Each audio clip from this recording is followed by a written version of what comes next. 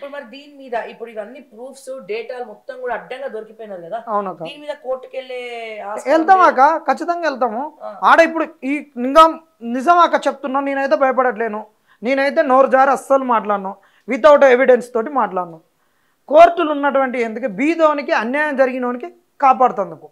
రాజ్యాంగాన్ని ఉల్లంఘిస్తే ప్రభుత్వాలైనా డబ్బున్నోడైనా ధనికుడైనా రాజ్యాంగాన్ని ఉల్లంఘిస్తే రాజ్యాంగాన్ని ఏ విధంగా ఉల్లంఘించిందని ఇంటర్ప్రిట్ చేసేది కోర్టులు.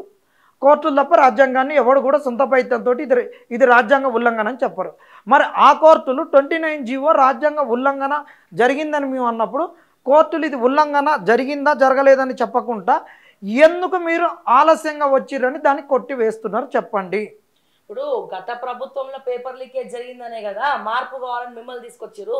మీ గవర్నమెంట్ కూడా తలకమాసిన వ్యవహారాలు ఇట్లా చేస్తా పోతే ఎవరిని నమ్మాలి, ఎవరిని నమ్మద్దు, నిరుద్యోగులు ఎవరిని నమ్మాలి, ఎగ్జామ్ రాష్ట్రంలో అక్క రేవంత్ రెడ్డి గారు ఒక మీటింగ్ లో అంటాడు అన్ని కేసులను తుంగలో తొక్కించిన గ్రూప్ 1 మీది అన్నాడు. ఇంకా ఏ కేసులు పడ్డా కానీ బంగాళాఖాతంలో తొక్కుతా నేను ఆపని ప్రాసెస్ అన్నాడు. మరి కోర్టులో మరి ఏమో అర్థం కాదు, ఈయనకు జ్యుడిషియర్కి ఉన్న అవినాభావ సంబంధం ఏంటి? జ్యుడిషియర్ ఆపుతారా?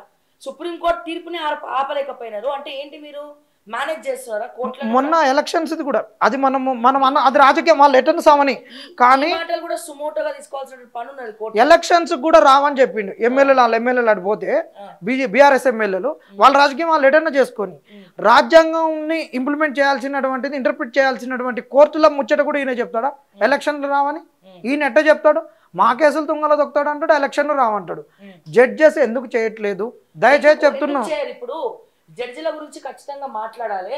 హైకోర్టు జడ్జెస్ ని నేను రిక్వెస్ట్ చేస్తుంది ఏంటంటే, నిజంగా చట్టం తన పని తను చేసుకోపోతుంది, అందరి మీద కేసులు అవుతా ఉంటే కోర్టుల తీర్పు అద్భుతంగా ఇస్తా ఉన్నాయి, మిమ్మల్ని ఎవరిని కూడా ఏమనట్లేదు. కానీ ముఖ్యమంత్రి స్థాయిలో ఉన్నటువంటి రేవంత్ రెడ్డి గారు మీరు కోర్టులలో కేసులు పెట్టినా సరే అన్ని కేసులు తుంగలో తొక్కిపిస్తా అని చెప్పి తొక్కిపిచ్చిన అన్ని కేసులు తుంగలో తొక్కిపిచ్చిన అన్నాడు. అంటే మరి ముఖ్యమంత్రి పబ్లిక్ ప్రాసిక్యూటర్ తో కలిసి మరి మేనేజ్ చేస్తున్నారా, లేకపోతే జడ్జిలకే వీళ్ళు సిఫార్సులు చేస్తున్నారా, లేకపోతే కోర్టులను చెప్పు చేతుల్లోకి తీసుకుంటున్నారా?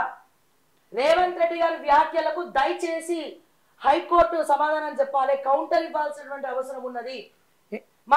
మేము నమ్మాలి కదా. ఇప్పుడు ఢిల్లీ హైకోర్టులో 1000 కోట్ల రూపాయలు ఢిల్లీ హైకోర్టులో ఒక జడ్జి గారి ఇంట్లో దొరికినాయి అంటే నిజంగా భయమైతా ఉన్నది.